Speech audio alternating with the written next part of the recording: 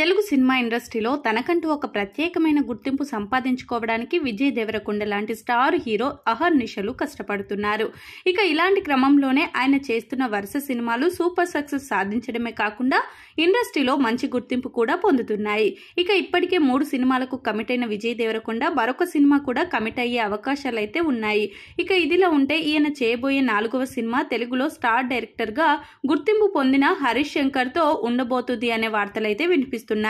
అర్జున్ రెడ్డి తర్వాతే వీళ్ళ కాంబోలో సినిమా రావాల్సి ఉంది. కానీ కొన్ని అనివార్య కారణాల వల్ల సినిమా అయితే పట్టాలెక్కలేదు. మరి ఎప్పుడు ఈ సినిమా పట్టాలెక్కుతుందనేది చూడాలి. ఇక ఇదిలా ఉంటే ఇప్పటికే హరీష్ శంకర్ తనదైన రీతిలో వరుస సినిమాలు చేస్తూ ముందుకు సాగుతున్నారు.